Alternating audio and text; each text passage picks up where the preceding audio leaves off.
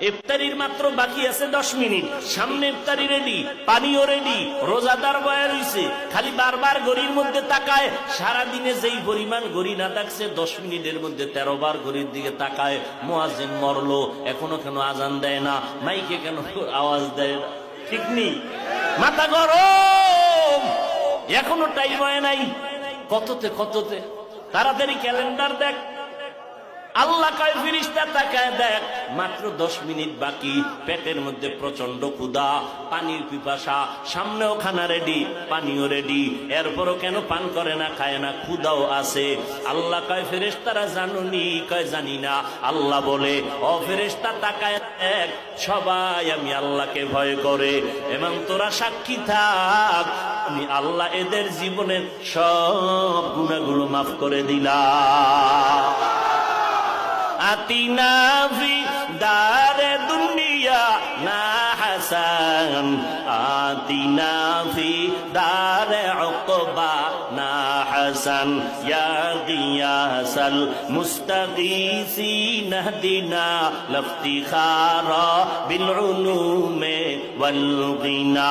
হর গরি দে নেকো তু তৈয়ার হ্যায়, जो न मांगे उससे तू बेजार है। তাকওয়া অর্জন করো রোজার মাধ্যমে। এরপরে আল্লাহ কয় জবানটারে হেফাজত করো। কেমনে জবানটারে হেফাজত করব? আল্লাহর ভয় অন্তরে ঢুকাইয়া কথা বলার আগে আল্লাহকে ভয় করো। কথা বললে আমার আল্লাহ খুশি হবে না বেজার হবে, এই চিন্তা করিয়া যখন চলবা তখন কিছুটা কন্ট্রোল হবে। আর একটা কাজ হলো জিহ্বার দ্বারা কিছু কিছু মৌলিক গুনার কথা বন্ধ করো, কিছু মৌলিক নেক আমল চালু করো। তাহলে একটা পাত্রের মধ্যে কিছু থাকলে অন্যটা রাখা যাবে না, খালি পাত্রের মধ্যে অন্য কিছু ঢুকতে পারে। জিহ্বাটারে যদি নেক আমল দ্বারা চালু রাখো, গুনাহ সহসয় হবে না। জিহ্বাটারে নেক আমল দিয়া চালু রাখো, গুনাহ কম হবে। 1 নম্বরে শপথ করো, রমাজান আসতেছে, এখন থেকেই তৈরি হয়ে যাব। এই জিহ্বা দ্বারা যেই পরিমাণ মিথ্যা কথা বলছি, সামনে আর মিথ্যা বলবো না। মিথ্যা বললে কলব মরিয়া যায়, চেহারার নূর নষ্ট হয়ে যায়, আমল নষ্ট হয়ে যায়।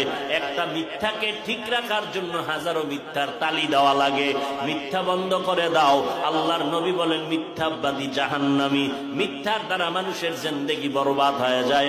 আল কিযবু ইহুলিক। আল্লাহ কোরআনে বলেন, ওয়াইলু ইয়াউমা ইযিল মুকাদ্দিবিন, ওয়াইলু ইয়াউমাইযিন লিল মুকাদ্দিবিন। মিথ্যাবাদীর জন্য ওয়াইল নামক জাহান্নাম। আল্লাহর নবী বলেন, ইয়া